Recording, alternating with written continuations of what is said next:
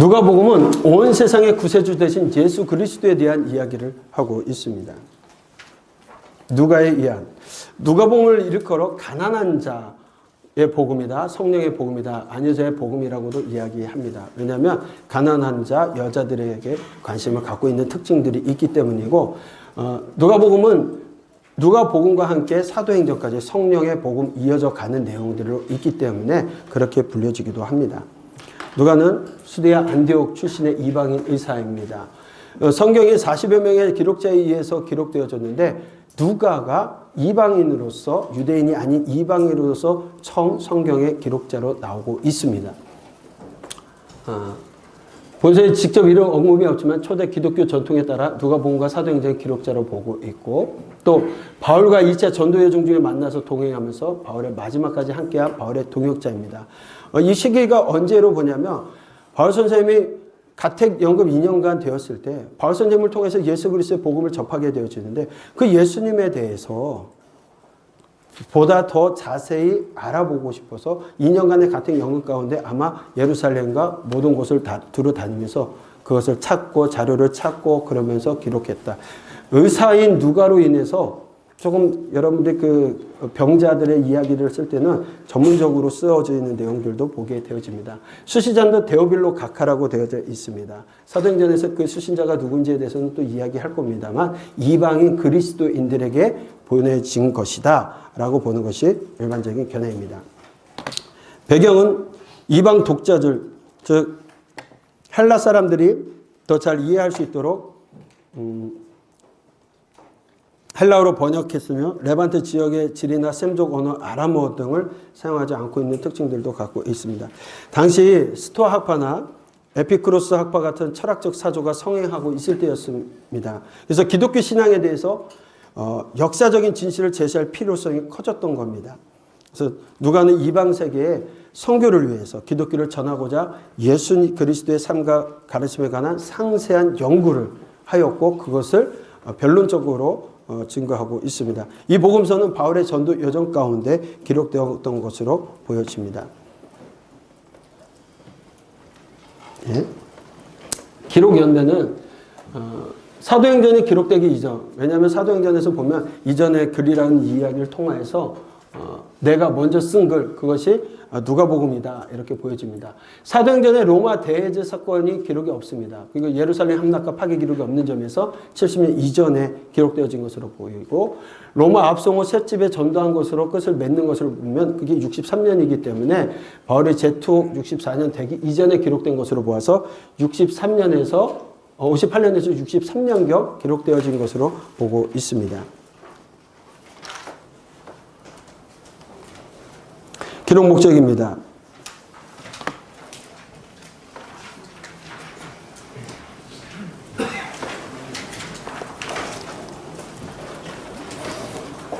예수님에 관한 역사적 진실과 교훈을 차례로 기록하여 데오빌로가 배운 것을 확실히 알게 하기 위해서 쓰였다고 했습니다.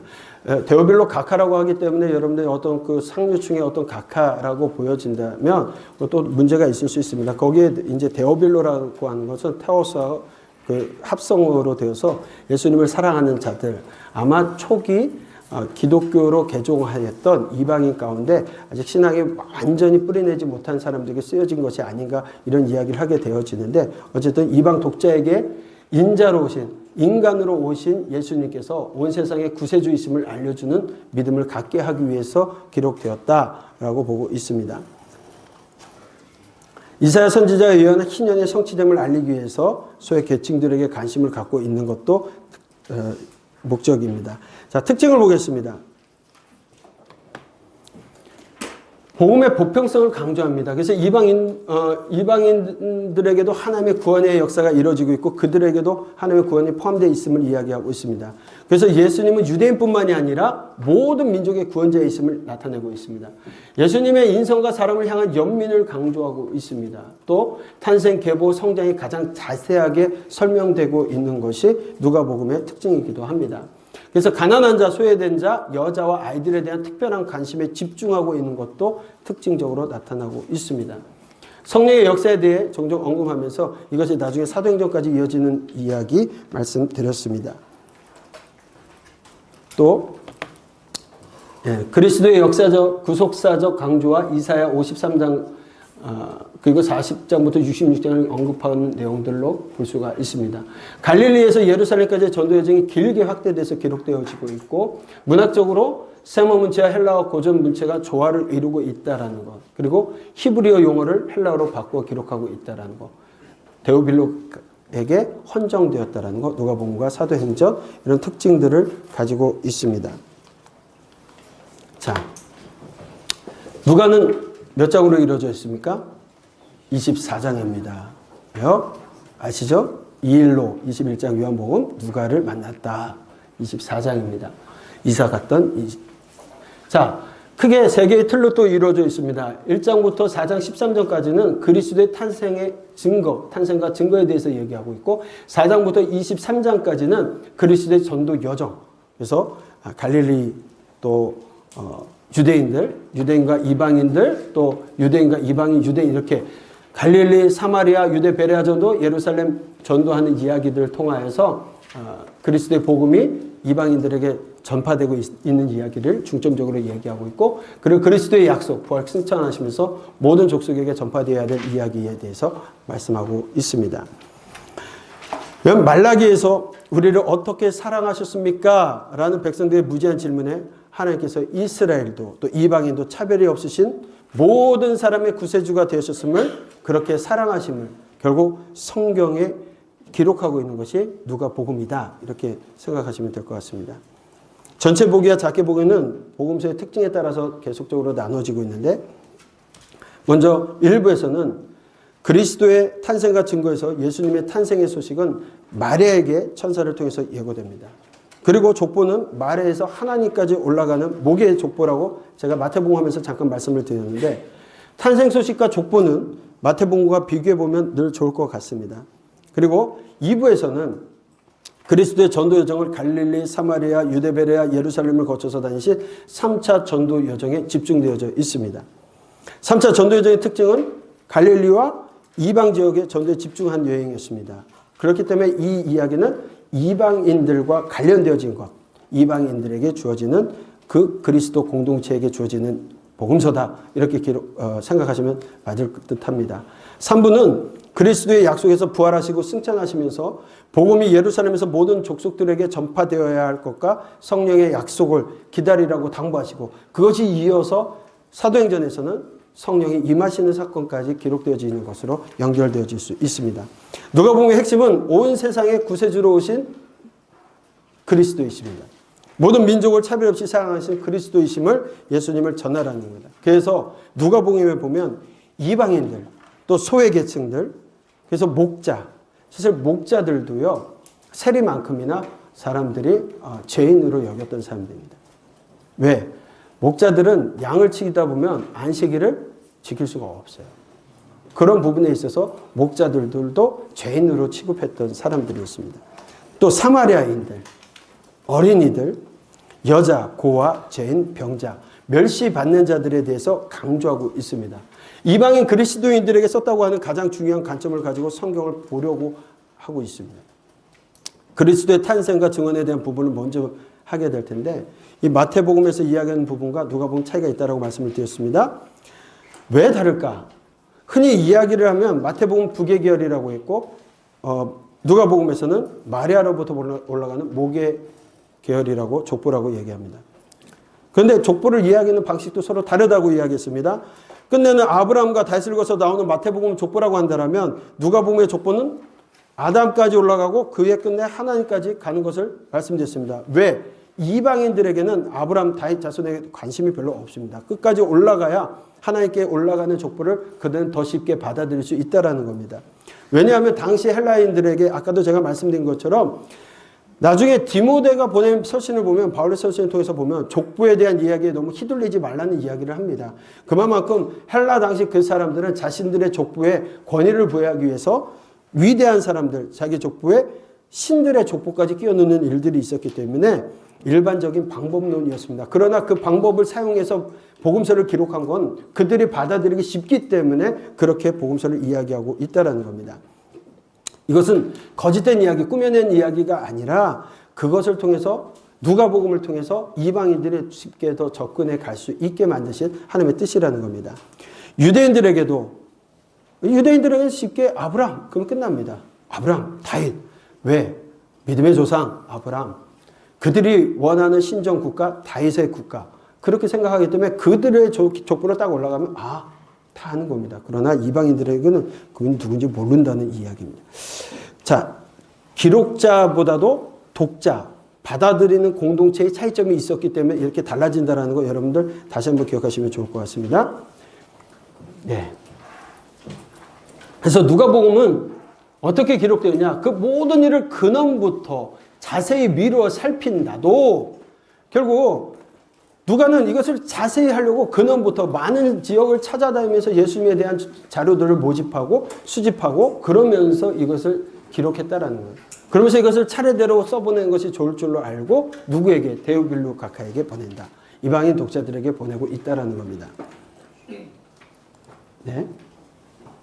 그러면서 목자들, 아까도 얘기를 했습니다. 목자들에게 먼저 구주가 나신 소식이 들려졌고 너희가 가서 강포에 쌓여 구에 누워 있는 아기를 보니 이것이 너희에게 표적이라.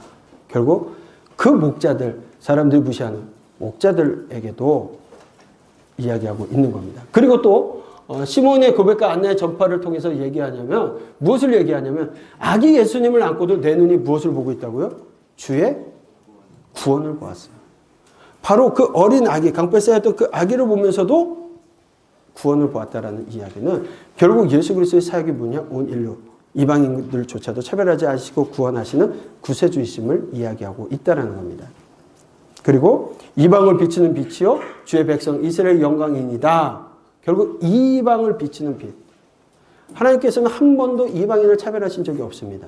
유대인들이 선민이라고 자기들이 차별한 것이지 하나님은 차별하신 적이 없습니다. 그들을 통해서 구원하시기를 원하셨지만 그들이 그렇게 하지 않았다는 것뿐입니다.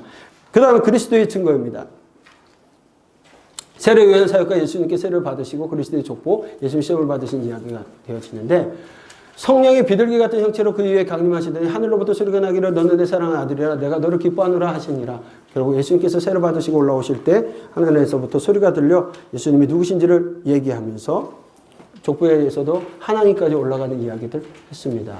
그리고 예수님께서 시험 받으시는 이야기 말씀드렸고 이제 전도 여정으로 갈릴리 전도 여정으로부터 시작해서 계속적인 3차 전도 여정의 이야기가 되어지는데 자 시몬 베드로를 부르는 이야기를 보게 되면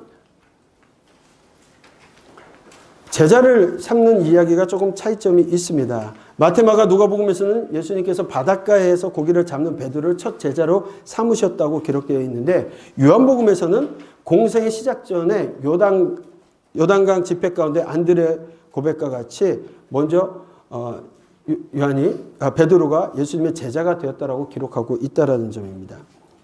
시기상으로는 요한복음에서는 공생의 시작하기 전 유월절 이전에 안드레, 베드로, 빌립, 나다넬을 제자로 삼아서 가나 혼인잔치에 간 것으로 보여지고 있습니다. 반면에 마태, 마가, 누가복음에서는 예수님께서 갈릴리 순회전도 사역 중에 고기를 잡던 베드로를 안드레, 야고보와 요한을 첫 제자로 삼은 것으로 되어 있습니다. 하지만 누가복음에서도 베드로를 게네사렛 호숫가에서 고기 잡던 베드로를 만나기 이전에 가버나움에서 베드로의 집을 방문해서 장모의 병을 고치는 사건을 이야기하는 걸 보아서는 우리가 어떻게 봐야 되냐면 먼저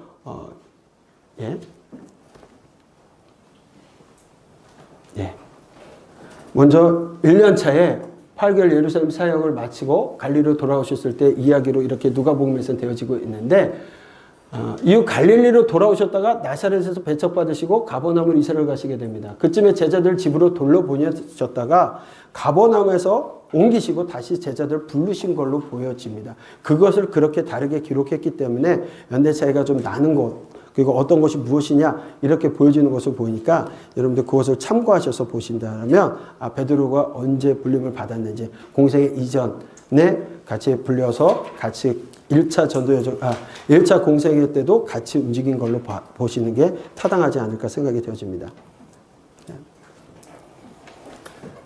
네.